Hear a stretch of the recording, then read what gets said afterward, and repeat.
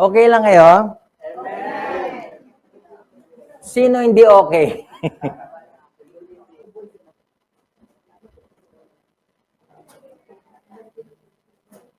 Divine providence.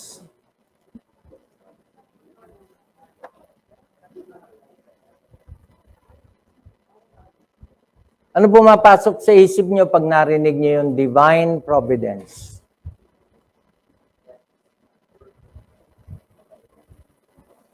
Talata.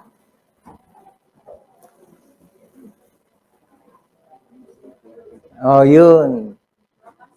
Romans 8:28. Automatic, di ba?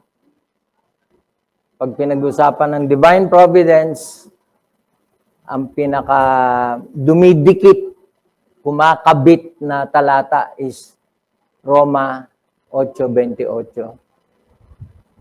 Kung saan sinabi, all things work together for good to them that love God, to them who are the called according to His purpose. Lahat ng bagay nagkakalakip-lakip sa lahat ng mga umiibig sa Kanya at ang tinawag sa Kanyang layunin. So, naidagdag ko na by simple definition, divine providence is God at work in our lives. Yun yung pinakasimpleng definition. Yung pagkilos, yung paggawa, yung o-orchestrate ng Diyos sa buhay ng hindi lahat ng tao, Particular, divine providence is applicable to those who love God. Don't miss that. Bagamat syempre, lahat ng nangyayari sa mundo, may kinalaman siya, pero meron siyang special na atensyon dun sa mga nagmamahal sa Kanya. Hello? Kaya yung pagsusuri sa Romans 8:28, talagang mamahalin mo ng gusto ang Diyos. Dahil dun mo makikita na hindi tayo basta-basta lang. Kung tayo ay mga anak ng Diyos, at by anak ng Diyos, ang ibig natin sabihin, yung nagmamahal sa Diyos. Kaya yung iba na ginagamit na lang excuse yung, ay, ang Diyos ay pag-ibig, kaya mahal niya lahat. Sino may sabi sa'yo? Hello? Ang taong hindi nagmamahal sa Diyos, may lulugaran. Tama? Kaya wag yung baliwalain, naging Kristiyano kayo, pahalagahan niyo yun. Bakit? Kasi hindi lahat Kristiyano. Hindi lahat pupuntan langit. Wag niyong lokohin ang sarili niyo into thinking na lahat ng tao mahal ng Diyos. Hindi. Hindi niya mahal yung hindi siya mahal. Tama? At hindi niya ipipilit sarili niya doon sa ayaw sa Kanya. Minsan mo lang siya tanggihan at habang palo mo siyang tatanggihan, minsan ka rin niyang aayawan. Kaya yung Romans 8:28, napakahalaga kasi nandoon nakapaloob ang lahat ng mga katangian ng Diyos. Doon na nakapaloob ang lahat ng kabutihan ng Diyos. Lahat ng kanyang mga ginagawang nagkakalakip-lakip. At maging yung hindi maganda sa ating paningin, kung merong plano at layunin ng Diyos, yung pangit, pagagandahin niya. Tama? Hello? So, divine providence. At sa pag-aaral natin, hinimay natin yung nakapaloob dun sa divine providence. Para yung providence maging providence, dapat may tatlong elemento. At nakita natin yan na the first 2 Sundays na tinalakay natin ito, tinapos natin yung dalawang bagay sa providence. When we talk of God at work in our lives, unang-una, makikita natin that God is at work and doing something in our life. He's doing something. So sa providence, He is working in us. At nakita natin ito sa Philippians 2:13, both to will and to do of His good pleasure. Kaya lahat ng ginagawa natin, kung anak ka ng Diyos, may kinalaman ng Diyos. Tama? Lalo na yung kabutihang gagawin mo, yung pagsunod sa narinig mo, na ipinag-utos sa'yo, may kinalaman ng Diyos doon na binibigyan niya tayo ng pagnanasa. Minsan, kahit ayaw natin, pero dahil narinig natin na yun yung gagawin ko, susunod tayo. At yung pagsunod na yun, may kinalaman ng Diyos doon. Hello?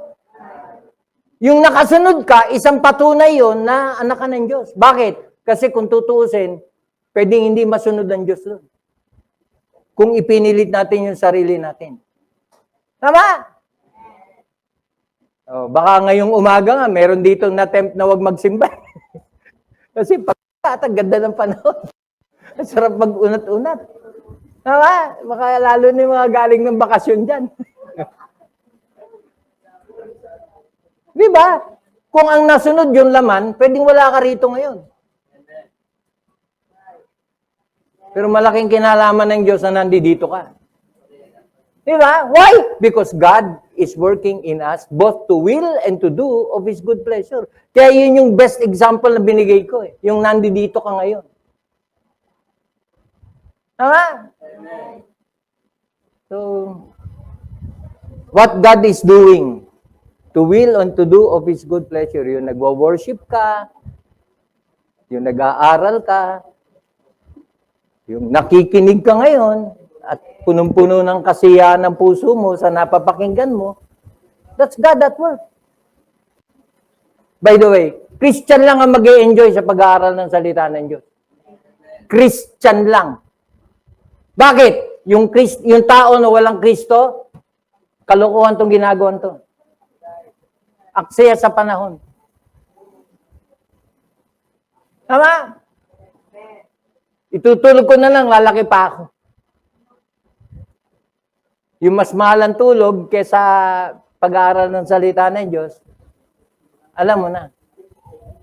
So, kasama sa divine providence yung what God is doing. Ikalawa, sa divine providence, hindi lang may ginagawa ang Diyos. Mga kapatid, sa divine providence, may ibinibigay ang Diyos. What God is giving. Oh, naalala niya? Ano yung binibigay niya? 3 bagay. Actually, lahat ng mga sa providence, may kinalaman ng isip eh. May kinalaman ng isip. Ano yung binibigay ng Diyos sa divine providence? 2 Timothy 1:7. Medyo dito kami nagtalo nung tech. Kasi nga, that's my bad. That's my mistake. Hindi ko nakuha yung tamang ano. Kaya, hindi mahanap ng tech kung saan yung tamang verse. 2 Timothy 1:7, God has not given us the spirit of fear. Kaya nga, sa providence, mga kapatid, wala kang dapat ikatakot eh. Why? Because if God before us, who can be against us? Di ba? Ang Diyos, pagka tayo Kristiyano, may ginagawa ang Diyos sa buhay natin. Hindi siya nawawala sa atin. At hindi lang yun, may ibinibigay siya sa atin para mapagtagumpayan natin ang number 1 component na kalaban, kumakalaban sa buhay Kristiyano. Ano yun? Fear. Takot. Kaya maraming tao natatakot mawala ng pera. Natatakot magkasakit. Natatakot sa lilitaw na bagong mikrobyo. Alam niyo, kung mapapangunahan ka ng takot, wala ka nang gagawin sa buhay. Oo. Masusuppress ka, madidepress ka, mai-stress ka, o lahat ng stress. Tama? Actually, isang findings, bakit nagkaganon si Dr. Willie Ong, stress daw, stress. Ba't hindi siya may stress? Tumakbo siya eh. Di ba? Very stressful ang pagkandidato. So, what God is giving, He has not given us the spirit of fear. Tatlong bagay. Power. Kapangyarihan. Kaya wala kang dapat katakutan eh. Nasa iyo ang greatest power available. If God be for us, who can be against us? Greater is He that is in you than he that is in... Speaking of power, walang mas makapangyarihan sa kapangyarihan ng Diyos. Tama? Power. Ano ikalawa? Pag-ibig. Binigay ng Diyos. Anong patunay na meron tayong pag-ibig? Iniibig natin siya. Kaya ang isang tao na walang kapag-ibig sa Diyos, alam mo na. Kasi pag-ibig ang tutulak sa atin para ibigin ng Diyos. Pag-ibig ang tutulak sa atin para maglingkod sa Diyos. Pag-ibig ang tutulak sa atin para sundin ang Diyos. Kaya yung mga anak na takot sa magulang na may pag-ibig, lalaking matino yan. Lalaking matino. Kaya ang mga magulang, hindi lang dapat tinatakot ang anak. Hindi. Bagamat napakalaga ng element ng takot sa magulang. Kasi walang katatakutan ng bata pag hindi niya kinatatakutan magulang niya.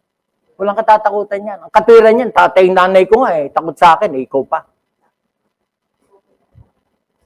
Nakarinig na kayo ng gano'n? Ako, nakarinig na ako ng gano'n. Kaya palaban yung bata. Sige, subukan mo kung pagsabihan, mapapahiya ka. Kahit kausapin mo pa yung tatay at nanay ko. Kasi yung nanay at tatay ko, tiklop sa akin. Wow. Sabi ko, tama ba yung naririnig ko? Kaya napakalaga na bilang mga anak ng Diyos, may takot tayo sa Diyos. At bukod doon, yung pagkatakot ng may pag-ibig. Yung natatakot tayo na baka masaktan siya, baka magalit siya, kasi sa isang bata na nagmamahal sa kanyang magulang, ayaw niya na palaging galit yung magulang niya. Goal niya, mapasaya yung magulang niya. Kaya sumusunod siya, nagiging mabait siya. Kung ano yung anak sa kanyang magulang, ganun din ang isang anak ng Diyos sa kanyang Ama sa langit. Amen? Power, love. O eto, kita nyo. Ano yung binibigay ng Diyos sa kanyang mga anak? Sound mind. Hindi mangmang. Ang isang tunay na nagmamahal sa Diyos, may katalinuhan. Marunong. Kasi ang isang mangmang, bukod sa yan ay walang alam, yan ay tamad. Walang alam gawin. Di ba? Sinilarawan ng katamaran sa Pilipino. Alam nyo na. Alam nyo na yung kwento. Di ba? Of course, hindi natin pinagmamalaki si Juan Tamad. Pero yun yung dapat nating labanan bilang mga Pilipino. Labanan ng katamaran. So what God is giving kasama sa providence. Bukod sa siya'y kumikilos sa buhay natin, binibigyan niya tayo para may pangkilos tayo. Hello? Kumbaga sa sasakyan, binibigyan niya tayo, hindi lang ng sasakyan, binigyan niya tayo ng pang-gasolina sa sasakyan. Kasi walang mararating yung sasakyan mo, kung may sasakyan ka nga, kung walang gasolina. At yung ibinibigay ng Diyos sa buhay ng isang Kristiyano, yun yung pang-gasolina niya. Para kung saan siya makarating, kung saan siya ipadala ng Diyos. Amen ba? Kaya yung sound mind, napakahalaga niyan. Kaya every time nakakapakinig tayo, yun lang nandito tayo at nakakapakinig tayo. Nagiging totoo itong number 2. What God is giving. Sapagkat tuwing makakapakinig tayo, ang daming ibinibigay sa atin ng Diyos na magagamit natin sa buhay. Amen? Kagabi, kung anong oras may nag-text sa akin. Of course, hindi lahat na nagte-text sa akin, nasasagot ko. Pero may time kasi na, katulad nyo, kagabi, patulog na ako. At dahil may nagtanong sa akin, imbis na matulog ako, sinagot ko muna yung yung tanong. Pero siyempre, bago ko sagutin, kailangan ko munang i-search sa Bible, ano yung pansagot ko. Kasi tinanong ako, Pastor, ano yung supporting verse sa ganito? Sinagot ko. At dahil doon sa tanong na yun, marami nagdagdag sa message ngayong umaga. So, what God is giving. So, bukod sa may ginagawa ang Diyos sa buhay natin, may ibinibigay ang Diyos sa buhay natin, hindi doon nagtatapos ang divine providence. Saan nakukumpleto ang divine providence? What we are doing.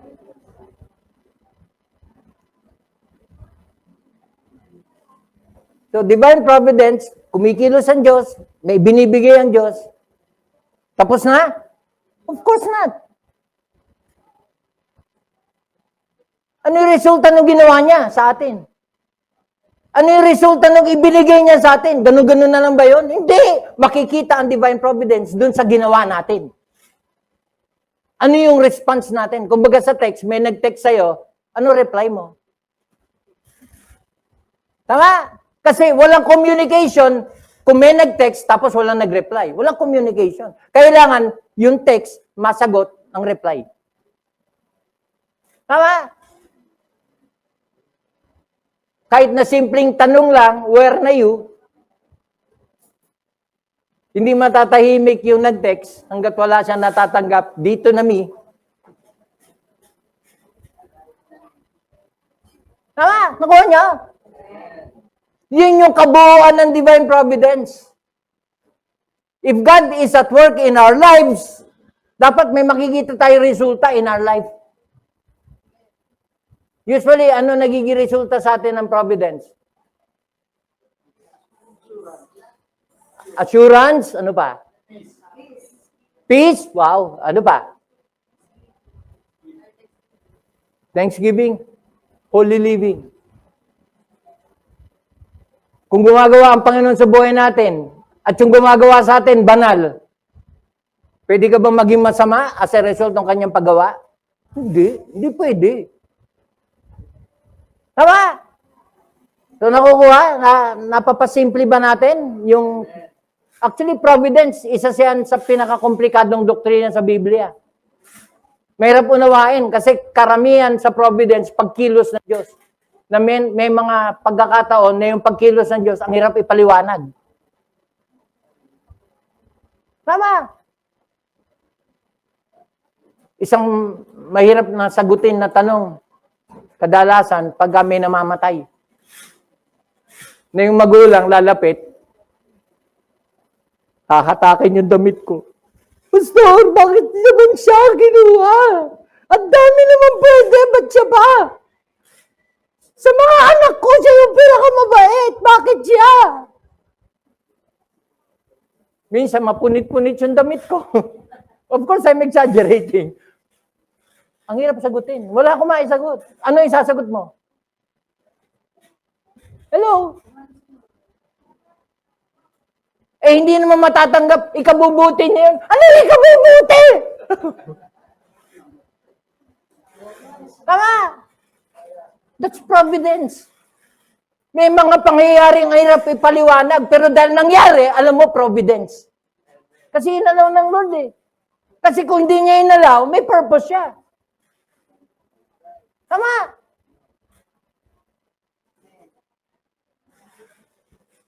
Pero para mapasimple natin ang providence, may ginagawa ang Diyos, may binibigay ang Diyos, ano gagawin natin?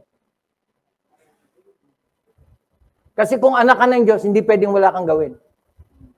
May napakinggan ka? Naintindihan mo? Malinaw yung pagkakarinig mo? Wala kang ginawa? Ano tawag doon? Linoko mo sarili mo. Tama? Be doers of the word and not hearers only. Why? You are deceiving your own self. Bakit? Kasi meron kang kailangan gawin. Para kang nakatingin sa salamin, nakita mo itsura mo, may dumi-dumi ka, wala kang ginawa, linoko mo sarili mo. Bakit? Kasi kailangan mo linisin. Para kay ano pa tumingin ka sa salamin? Wala ka namang ginawa. Minsan ka, maayos na yung buhok mo pero kukuha ka pa ulit ng suklay para mas lalong ayusin. Tama? Kasi may mga nakatinghas. May gagawin. Hindi pwedeng wala. Kaya yung mga nakikinig na patay mali siya,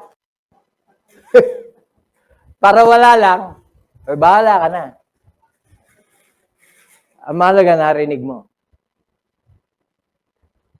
So what are we doing? Isang napakalagang tanong na sa araw-araw na enkwentro natin sa buhay, dapat matanong natin sa sarili natin, ano ngayon gagawin ko? What am I going to do? Bakit mahalaga ito? Idinikit ko itong topic na ito, kung naalala nyo kung saan nag-ugat itong topic na ito, nag-ugat ito dun sa spiritual warfare. Nasaan ang labanan ng Kristiyano? Sa kaisipan. Kaisipan. Bakit? Kasi palagi ka namimili. Palagi ka namimili. May ihahain sa iyo ang araw. Itong araw na ito gagawin ko. May mga magaganap na pangyayari. Minsan, mahahamon ka kung itutuloy mo yung plano mo o babaguhin mo yung plano mo. Minsan, mamimili ka, ito ang gagawin ko o ito ang gagawin ko. Life is about choices. As we make choices, ano pinapagana natin?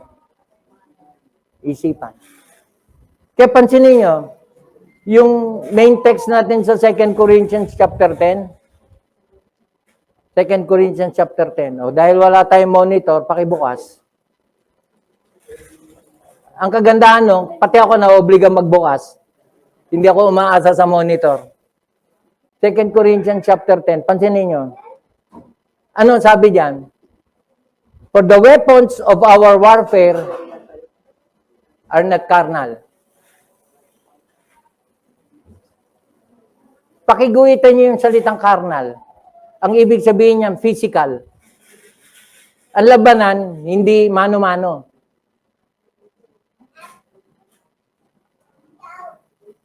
Ang labanan sa spiritual warfare ay hindi laman.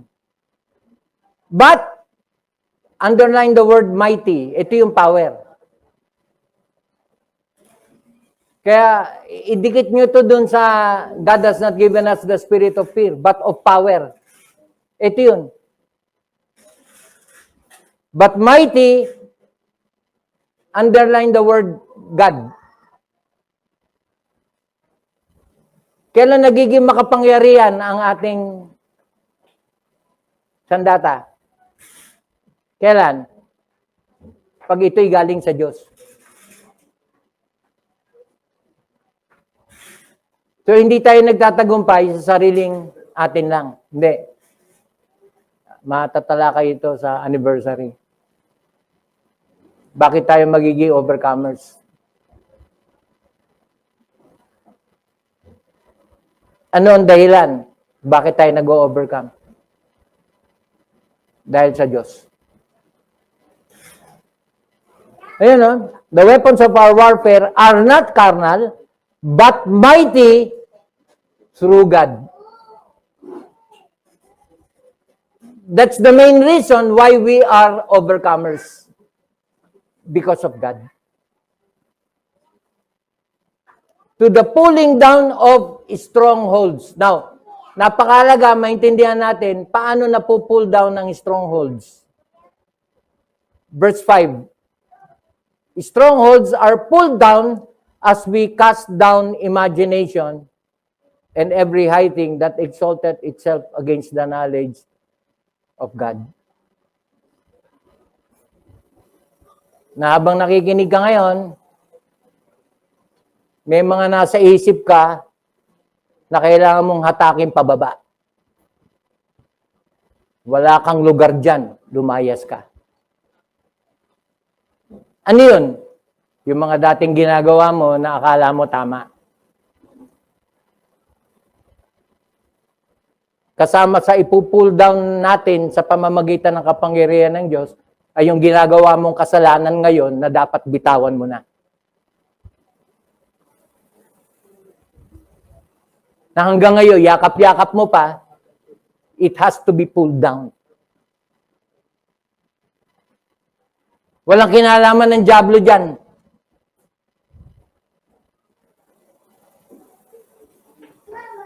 Kasi yung stronghold, ikaw yan. Ayaw mong palitan kung ano yung nandiyan dyan. Eh, tama ako eh. Bakit ba? Mali kayo. Kaya ako nanonood kayo sa Senado at sa Kongreso, yung mga nangihingi ng, may I invoke my right to remain silent? Sabi ng mga kongresista at mga senador, ang tagal-tagal mo na kami pinapaikot-ikot eh. Lumalabas, ikaw lang ang tama, lahat kami mali. Stronghold yun. Yung hindi mo makitang natitinag, sinasabihan na siya, mali yan, ito yan, ganito. Siya hindi. Patay mali siya. Hindi ko alam. Absent ako nung tinuro yun. O kung sakali man nakita ko siya, hindi ko siya nakilala. Stronghold yun. Yung ayaw mong palitan kung ano yung nandiyan dyan. Simple lang naman eh. Oo, hindi. Kilala mo o ano? Hindi ko siya kilala eh. Eh, kilala ka raw niya eh. At nag-usap daw kayo. Hindi ko maalala. That's a clear example of a stronghold. Hindi siya matinag. Hello? As simple as that. At ang daming taong ganun. Minsan, sa loob ng simbahan pa yon. Kaya hindi lahat ng nagsisimba, malibang mabago ka.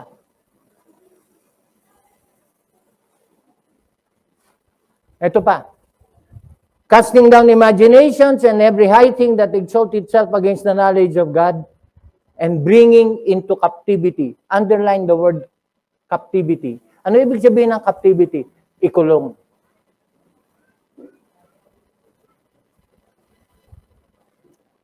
Kumbaga sa Senado, i-detain. Pag na-contempt, pag-uusapan kung saan i-detain. Kung doon sa Senado o sa kulungan.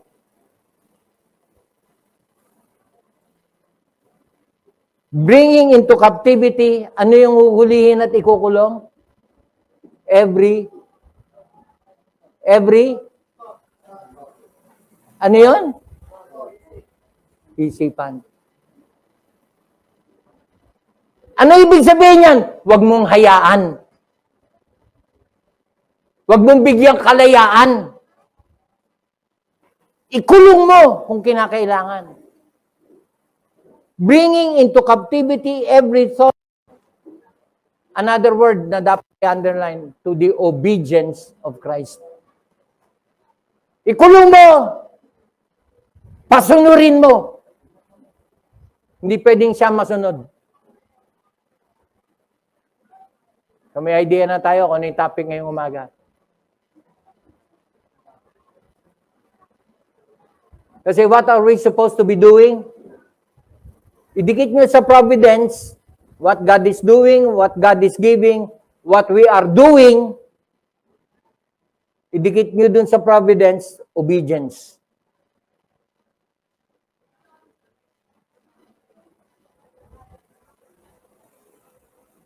Bringing every thought to the obedience of Christ. Kasi kung hanggang ngayon, kung ano yung pinapagawa sa iyo ng Panginoon na hindi mo ginagawa, you're still in disobedience. Hello? Ang tanong, kailan? Alam mo kung ano yung dapat mong gawin. Alam mo yung dapat mong bitawan. Alam mo kung ano yung dapat mong talikuran. Alam mo kung ano yung dapat baguhin. Hindi mo ginagawa, kailan? Pwede ba ikulong mo na? Huliin mo. Yun, that's the word.